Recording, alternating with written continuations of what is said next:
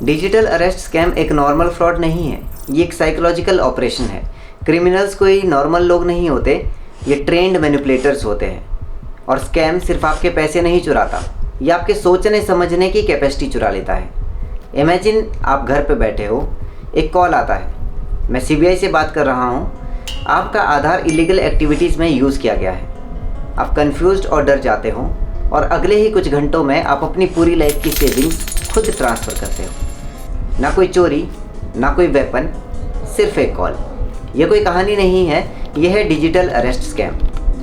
India ने 2021 से 2025 के बीच ऑनलाइन फ्रॉड्स में 54,000 करोड़ कमाए।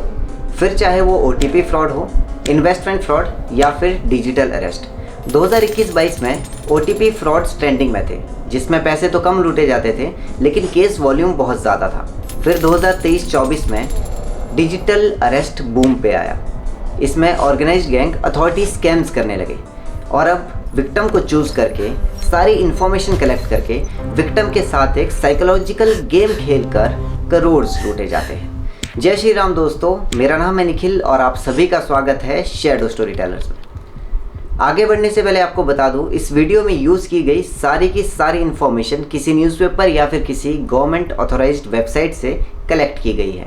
डिस्क्रिप्शन में दिए गए लिंक के थ्रू आप वैलिडेट कर सकते। सबसे पहले एक बात क्लियर कर दूं, इंडिया में डिजिटल अरेस्ट जैसा कोई भी लॉ नहीं है, फिर भी लोग डिजिटल अरेस्ट हो रहे हैं। गवर्नमेंट एजेंसीज ने ऑफिशियली वार्न किया है कि स्कैमर्स फेक पुलिस ऑफिसर बनकर डिजिटल अरेस्ट का यूज कर रहे हैं स्कैम करने के लिए। और ये scammers almost same script follow करते हैं, सेम पैटर्न फॉलो करते हैं हर एक विक्टिम के साथ। आपको सबसे पहले कॉल आता है कि आपका नंबर मनी लॉन्ड्रिंग या किसी और इलीगल एक्टिविटीज़ में यूज़ किया गया है। आपका कॉल ट्रांसफ़र होता है किसी सीनियर ऑफिसर को, सीबीआई, ईडी और police. Fake uniform video call या वॉइस कॉल पे सामने से आवाज़ आती है, आप अरेस्ट होने वाले हो, आपका अकाउंट फ्रीज हो जाएगा। ये सुनते ही हमारा जो दिमाग है वो पैनिक मोड में चला जाता है। इसके बाद वो कहते हैं किसी से बात मत करना और कॉल कट मत करना। और यहाँ से शुरू होता है साइकोलॉजिकल गेम। पुलिस का नाम सुनते ही हम बिलीव कर लेते हैं, लॉ के डर से लॉजिक बंद हो जाता है। और फिर जब वो कहते हैं कि किसी से बात मत करना, वहाँ से ऑन होता है आइसोलेशन मोड। अगर आपने अभी कॉर्पोरेट नहीं किया तो हमें आपको आपके घर से अरेस्ट करना पड़ेगा। फिर बात आती है रेपुटेशन, सोसाइटी और रिलेटिव्स क्या कहेंगे और हम प्रेशराइज्ड हो जाते हैं। इस केस से निकलना चाहते हो तो इतने पैसे अभी ट्रांसफ़र करो, ये बोल के वो अर्जेंसी क्रिएट करते हैं। आपको सोचने का टाइम नहीं मिलता और फिर आप क्रिमिनल्स के हिसाब से रिएक्ट करते हैं। साइबर साइकोलॉजी कहती है कि विक्टिम्स को इन पे ट्रस्ट नहीं होता, उनको कहीं ना कहीं डाउट होता है कि ये फ्रॉड भी हो सकता है। लेकिन क्रिमिनल्स विक्टिम्स के दिमाग को टेम्परेरली हाईजैक कर लेते हैं और जब तक उन्हें समझ आता है कि ये कोई फ्रॉड भी हो सकता है, तब तक विक्टिम्स कुछ पैसे ट्रांसफ़र कर चुके होते हैं। अभी कुछ लेटेस्ट केसेस की बात करें तो एक 62 ईयर्स ओल्ड वुमेन ने 69 लाख रुपये डिजिटल अरेस्ट फ्रॉड में गंवाए। कोलकाता में पुलिस ने 3 लोगों को अरेस्ट किया। इनके पास 6 SIM boxes plus 130 active SIMs पाई गई और इन लोगों ने एक सीनियर सिटीजन से 3 करोड़ का डिजिटल अरेस्ट फ्रॉड किया।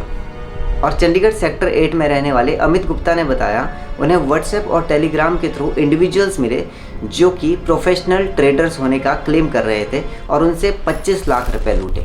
इसी तरह के बहुत सारे रियल केसेस रजिस्टर हुए हैं, जिसमें इंडिया ने 2021 में 551 करोड़, 2022 में 2290 करोड़, 2023 में 7464 करोड़ और 2024 में 24,848 करोड़ और 2025 में 24,490 करोड़ गंवाए।